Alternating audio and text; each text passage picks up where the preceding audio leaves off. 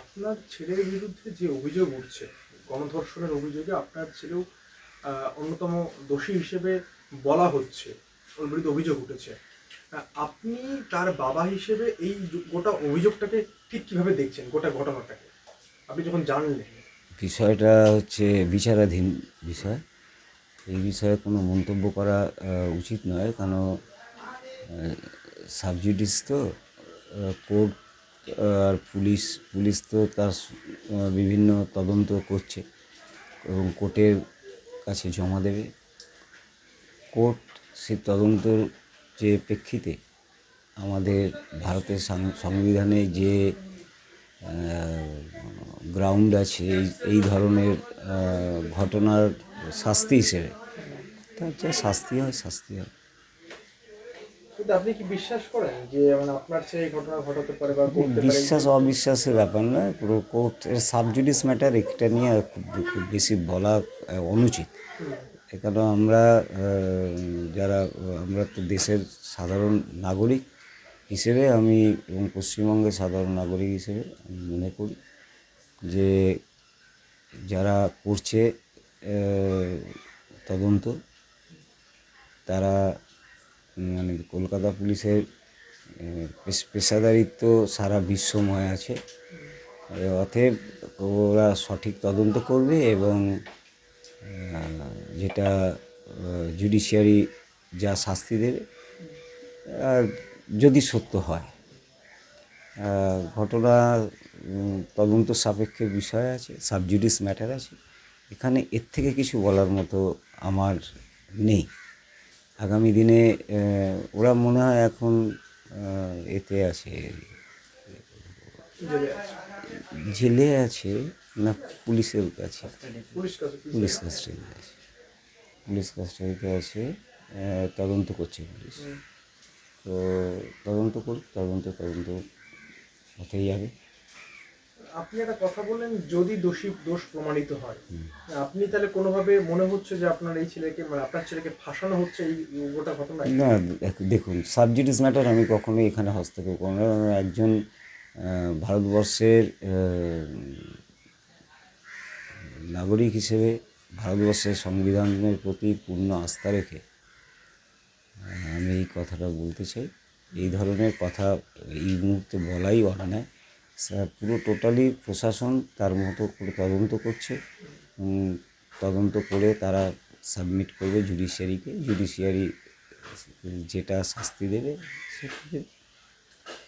এই যে আপনার ছেলের বিরুদ্ধে যে অভিযোগটা উঠছে, আপনি কখনো আপনার ছেলেকে আপনি ছোট থেকে দেখেছেন, মানুষ করেছেন, ঠিক ছেলেবেলাটা যদি কেমন ছিল, আপনি বাবা হিসেবে কি বলবেন? ছেলেবেলায় যতদিন পর্যন্ত ওর তো এখন অনেকটাই বয়স হয়েছে, 30 বছর বয়স, নিজে আর্নও করতে পারে, অ্যাডভোকেট হিসেবে প্র্যাকটিসও করে, এবং অতএব ছোটোবেলা থেকে পড়াশোনায় নিশ্চয়ই ভালো ছিল, না হলে ল ডিগ্রিটা কমপ্লিট করা যেত না।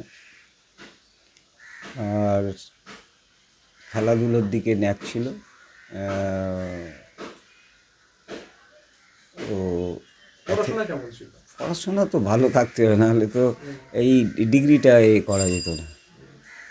তো খেলার প্রতি আর এই বিশেষ করে অর্গান, গিটার, গান বাজনার প্রতি আমার তো সীমিত তার মধ্যে আমার কিনে দেওয়া সম্ভব না। তো আমার একজন পরিচিত ছিলেন, তারা এখন থাকেন না। তাদের একটা অর্গান ছিল, মাঝে মাঝে নিয়ে যেতাম, ছোটোবেলার কথা বলছি, ওখানেই বাজাতো, তাতেও। এবং স্কুলে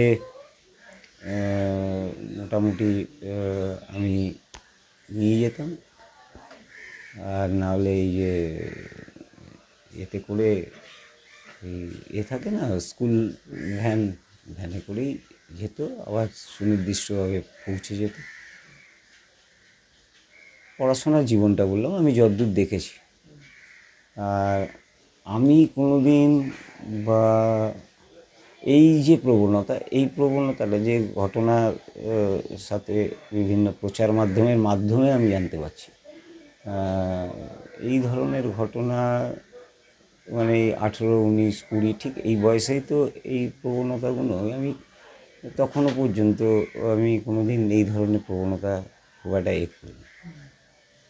আর কলেজ জীবন, তার পরবর্তীকালে তার প্রফেশনাল জীবন, তখন তো স্বাবলম্বী, যে সবাইরই বাবা আছে, তো বাবার দায়িত্ব তো একটা জায়গা পর্যন্ত বর্তায়, একটা জায়গায় নিয়ে প্রতিষ্ঠিত করে দেয়।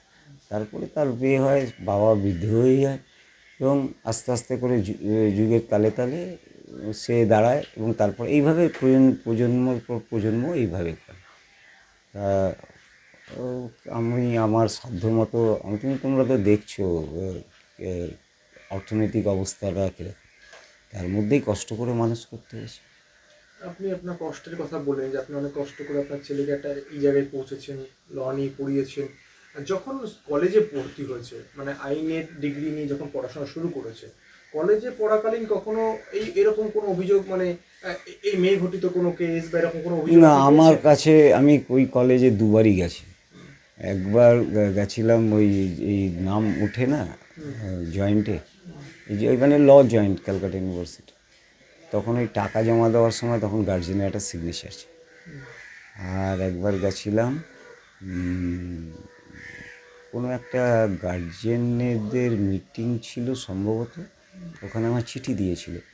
হ্যাঁ, আমি এখন ওই চিঠিটা দেখাতে পারছি না, ছোটো ওইটুকুনি ঘর, বানের জল ঢুকে যায়। তো ওইখানে চিঠি দিয়েছিল, আমি গেছিলাম, কিন্তু ওখানে গ্রুপবাজি প্রচণ্ড, গ্রুপবাজি কলেজের মধ্যে বলছেন? কলেজের মধ্যে। কেমন গ্রুপবাজি? গ্রুপবাজি মানে ধরে নাও, তুমি চারটে ছেলে, চারটে মেয়ে, পাঁচজন, এরা একটা গ্রুপে, এর নামে কেস করে, ও অন্য, মানে মানে গিয়ে করে হ্যাকেল। এইবার হচ্ছে প্রথম কথা, কলেজে তো এই ধরনের হ্যাকেলটা আমি দেখেছি। আর আর এরা কথায় কথায়, বিশেষ করে ল কলেজ না, তুমি দেখবে অন্যান্য কলেজে না, এরা প্রিন্সিপালকে জানাবে, ল কলেজে এত ওভার স্মার্ট হয়ে যায় এরা, এরা কথায় কথায় চলে যায় থানা। এই প্রবণতা আগে, মানে এই ল কলেজটা যেটা দেখছো, এর আগে এটা সুইনো স্ট্রিটে ছিল, ভাড়া বাড়িতে, ওই এত নির্মীয়মান বাড়ি না, ছোটোখাটো। সুইনো স্ট্রিটে সাউথ কলকাতা ল বললে তোমার পুরনো বিল্ডিং দেখিয়ে দেবে, ওখানেই আমি দুবার গেছিলাম। নতুন বিল্ডিংয়ে আমি কোনো দিনই যাইনি, আর কোনো দিনই যাইনি। আমি ওই মিটিংটা অ্যাটেন্ড করতে হবে, ও লিখেছিল যে নেসেসারি প্লিজ কাম, আমি গেছিল। এই যে যখন অভিযোগ শুনলেন, এই ঘটনা যখন প্রথম শুনলেন, আপনাকে মানসিকভাবে কতটা শক করেছে? মানসিকভাবে তো শখ বলতে, ঘটনাটা তো আমি পুরো প্রচার মাধ্যমেই সংবাদ মাধ্যমে শুনেছি। সংবাদ মাধ্যমে। তার আগে ওই পরশুদিন তো এই আমার প্রথম প্রশাসনের একজন খুবই সজ্জন ব্যক্তি, পুলিশ ম্যান, আমাকে নক করে রাত্রিবেলায় একটা কপি দিয়ে গেলেন আর সিগনেচার করিয়ে নিয়ে গেলেন। বললেন এটা হচ্ছে আইনি যে বিষয় হচ্ছে, সেটা হচ্ছে কেউ অ্যারেস্ট হলে তাকে তার বাড়ির লোককে জানাতে হয়। তো এইখানে দাঁড়িয়ে আপনার আমি ওইটা তখন জানতে পারি, আর তারপরের দিন থেকেই তো এখনও পর্যন্ত মানে মিডিয়ারা এতটা, আমি তো দরজা বন্ধ করে থাকতে হবে, তারপরে আপনারা মিডিয়ারা বলবেন পলাতক পলাতক পলাতক। তো এটা তো, এটার জন্য আমি মিডিয়া, আপনারা যতটুকুনি করছেন, যতটুকুনি বলার আমি ততটুকুনি বলছি, কেন এর থেকে কেন বলছি না, এটা সাবজুডিস ম্যাটার। সাবজুডিস ম্যাটারে জুডিশিয়ারি এবং প্রশাসন, তারা তো তদন্ত করছে, তাদের প্রতি আমার পূর্ণ আস্থা আছে। এই যে একটা অভিযোগ উঠছে যে মানে আপনার ছেলে কলেজে খুব প্রভাব তার ছিল, যে কোনো কেসে তাকে এরকম কোনো রকম যখন ঘটনা ঘটেছে এর আগে, বা এরকম না হলেও অন্য কোনো যেরকম ঘটনা, অসামাজিক কাজ, সেগুলোতে আপনার ছেলের নাম একাধিকবার উঠে এসেছে। আপনি কি বিশ্বাস করেন যে আপনার ছেলের খুব প্রভাব? কলেজে ও পড়াকালীন ও একটু বেশি সময় পড়েছে। এখানে তোমার প্রশ্ন থাকতে পারে যে 5 বছরের কোর্স বেশি সময় কী করে লাগলো। তার কারণ হচ্ছে মধ্যিখানে ও, আমার স্ত্রী তো শারীরিক অসুস্থ ছিলেন, এবার হচ্ছে মধ্যিখানে বছর দেড়েক একটি কোম্পানিতে কাজ করছিল। তারপরে ওর বন্ধুরাই, যারা ওর সহপাঠী, তারাই ডেকে বললো যে লটা কমপ্লিট করে নে। আবেদন করে তার পারমিশন নিয়ে তার একটা ফাইন দিতে হয়, সেটা দিয়ে তারপরে অ্যাডমিশন হয়। সেটা কেন না, এটা হচ্ছে ওদের 8 বছর এমনি সময় থাকে, এইটা বলে নয়। তুমি যেরকম অন্যান্য এডুকেশনে মানে যেগুলো জয়েন্ট দিয়ে আসতে হয় বা কোনো প্রবেশিক পরীক্ষা দিয়ে হবে, মানে সেটা হচ্ছে তুমি 5 বছর 8 বছর এক্সটেনশন 3-4 বছর দেয় কেন বলো তো? তোমার শরীর খারাপ হতে পারে, কেন তো লঙ্গার প্রসেস তো এরকম থাকে, যার ফলে এই সুযোগটা পেয়েছি। 21-এ কমপ্লিট হয়ে গেছে, 22-এ এনরোলমেন্ট হয়েছে। তারপরে প্র্যাকটিস আরম্ভ করেছে। তার আগে যেত 6-7 সেমিস্টারের পর থেকেই ওই যেত কোর্টের অ্যাসিস্ট হিসেবে দেখার জন্য বা একটা অভিযোগ হচ্ছে একজন তৃণমূল নেতা, তার সঙ্গে সখ্যতা, তার সঙ্গে ভালো তার সম্পর্ক জেরেই তিনি কলেজের একটা কাজের বিভাগে চাকরি করে। মানে এটা কি সেই না না প্রভাব প্রতিপত্তির জন্য কি? ও হচ্ছে চাকরি করে, এটাই আমি জানতাম না প্রথম কথা। কেননা চাকরির বিষয়টা হচ্ছে তোমার চাকরির পরে, কেননা তার প্রফেশনালি আমি জানি না কত স্যালারি, কি পার্মানেন্ট চাকরি? না। আচ্ছা আচ্ছা, ক্যাজুয়াল। আচ্ছা, ক্যাজুয়াল চাকরি কোন পোস্ট আমার ঠিক জানি না। পোস্ট এ গ্রুপ না ডি গ্রুপ না সি গ্রুপ এ না বি গ্রুপ? না, বলছো অস্থায়ী কর্মী হিসেবে তাকে নিয়োগ করা হয়েছে। অস্থায়ী কর্মী হিসেবে কোন গ্রুপে নিয়োগ করা হয়েছিল এবং অভিযোগ উঠছে, মানে মেন অভিযোগটা সে একটা জায়গায়, যে প্রভাব প্রতিপত্তি। মানে আচ্ছা, আপনি কি বিশ্বাস না, করেন না, যে আপনার ছেলে অস্থায়ী এত প্রভাব প্রতিপত্তি হয়ে গেছে যে এর আগে কখনো এরকম সামাজিক কাজও কি করেনি সে? মানে আপনি আমাদের সঙ্গে ইন্টারভিউর আগে বলছিলেন। সামাজিক কাজ কি করেছে না করেছে সে সাধারণ মানুষ জানে। ও না, আপনি বাবা ও হিসেবে কিভাবে আমি দেখছেন? যা দেখেছি, হ্যাঁ, সামাজিক কাজ কি কি করেছে? ওই তোমার মানুষ অসুস্থ হয়ে গেলে নিয়ে যাওয়া, বা ব্লাড ডোনেশন, কলেজেও তো এগুলো নিজে থেকেই করেছেন? এইগুলো নিজে থেকে করেছে। নিজের এইগুলো নিয়েই আমার একটু প্রবলেম ছিল। প্রবলেম মানে তুমি প্রফেশনের উপরে ফোকাস না দিয়ে এইসব করে, আমরা তো কেউ সাংসদ আর প্রভাবশালী বলতে কি, বারবার প্রভাবশালী কথাটা আপনাদের এখানে ঢুকে মনে হচ্ছে কোনো প্রভাবশালী ঘর বাড়ি এরকম হতে পারে? কোনো কোনো মেন স্ট্রিম মিডিয়ায় তো বলছে কয়েকশো কোটি টাকার মানে, সেগুলো কি সম্ভব? মানে মেন স্ট্রিম মিডিয়া বলছে না, সেখানে যারা অংশগ্রহণকারী বক্তা তারা বলছে সম্ভব? তোমরা নিজে দেখো না, দেখে বিচার করো। তোমাদের তো বোধ বুদ্ধি আছে, সাংবাদিকতা করছো, তোমাদের কি দেখে কি মনে হয়? অতএব এখানে চাকরিটা যে করতো, কোন লেয়ারের চাকরি আমার জানা নেই, কিন্তু আমি যতটুকু জানি, আমার ক্ষুদ্র সীমিত অর্ধশিক্ষিত মানুষ আমি, আমাদের তো খুব স্ট্রাগল করে উঠতে হয়, এই যে লেয়ার থেকে আমরা উঠেছি। তো সেখানে দাঁড়িয়ে আইনজীবী হিসেবে পেশা ছিল, এটাই বলতে চাইছি। আইনজীবী অ্যাকুইভ্যালেন্ট হচ্ছে পাওয়ার, যেরকম পাবলিক প্রসিকিউটর অ্যাকুইভ্যালেন্ট হচ্ছে এসি র্যাঙ্ক, এটা অ্যাকুইভ্যালেন্ট। হ্যাঁ, একজন অ্যাডভোকেট নিশ্চয়ই ঝাড়ুঘরের কাজ করবে না, আর করলেও বা কেন করবে? তো এখানে রোজগার তো এমনি 5টা এপিট করলেই তো 500-1000 টাকা হয়ে। তারপরে ও তো মামলা করলো। হ্যাঁ, অনেকগুলো মামলা করেছে। এবার হচ্ছে সে বিভিন্ন মামলা করেছে, ডিফ্যাক্টো হিসেবেও 2-3টে মামলায় দাঁড়িয়েছে, এবং ও সিনিয়রের সাথে বাইরেও গেছে। আমি এই বিষয়গুলো বলছি যে ছবিগুলো ছাড়ছে না, এই ছবিগুলো তো আমি কোনোদিন কোনো লিডারশিপের সাথে দেখি। অভিষেক বন্দ্যোপাধ্যায়ের সঙ্গে ছবি দেখা ওরে যাচ্ছে। বাপ রে বাপ! ভাগ্যিস আপনারা মানে আরও ওপরে ভারতবর্ষের প্রধানমন্ত্রী বলে দেননি, তো মুশকিলের ব্যাপার। এবার ব্যাপারটা হচ্ছে ছবি কোথা থেকে এলো, কী এলো আমি জানি না। এবার স্বাভাবিক ব্যাপার, আমি একটা কথা বলছি, ধরো আমি এই গেট থেকে বেরোচ্ছি, এই আমাদের ধরো লোকাল পৌরপিতা বা লোকাল বিধায়ক এখান দিয়ে যাচ্ছে, তাহলে একটা কেমন ভালো তো তাতে বলে কি আমার সাথে ওনার মানে অভূতপূর্ব যোগাযোগ হয়ে গেল?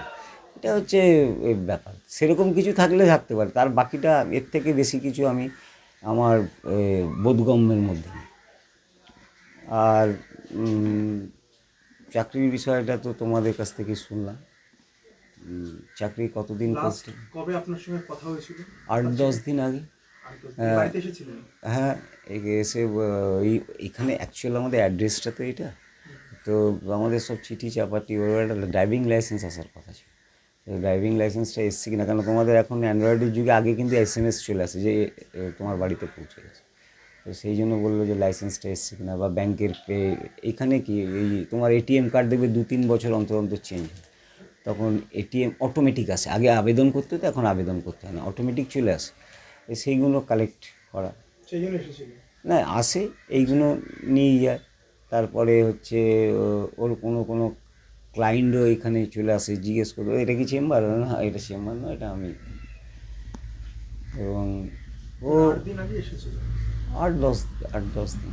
আপনার সঙ্গে ফোনে কথা হয়েছিল ঘটনা ঘটার আগে বা পরে, আগের দিন কি তার আগের দিন? না, ফোন খুব একটা আমার সাথে হয়নি, তবে একবার ওই এই লাইসেন্সের জন্যই মনে হয় ফোন করেছিল, ফোনটা আমার তোলা হয়নি। ঠিক আছে,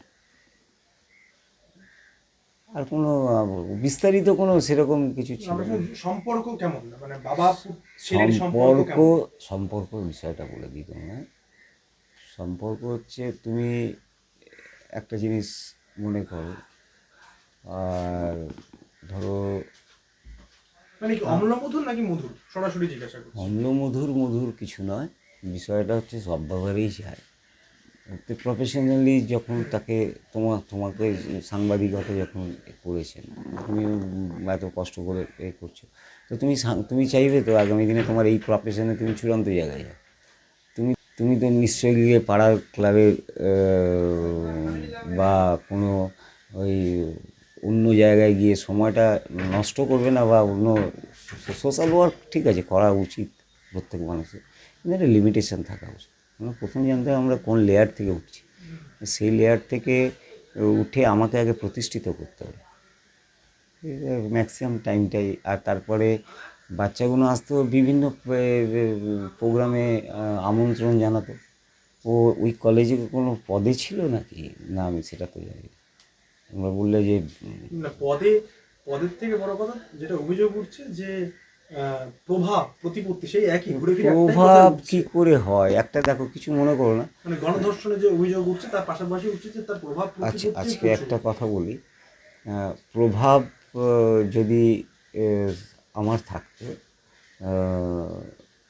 তো আমি তো এর থেকে বেটার দ্যান লাইফ লিড করতাম। এটা আমাদের প্রেজেন্ট স্ট্যাটাস সারা ভারতবর্ষে একই বিষয়, যার প্রভাব থাকবে সে বেটার দ্যান লাইফ লিড। তো প্রভাব বলতে ও বিধায়কও নয়, সাংসদও নয়, রাজ্যসভা সদস্যও নয়, পৌর প্রতিনিধি নয়, আর পঞ্চায়েত সদস্যও নয়, যতগুলো আছে প্রোফাইল সেখানে। তাদের সঙ্গে ছবি দেখা যাচ্ছে ওরে ঘনিষ্ঠ।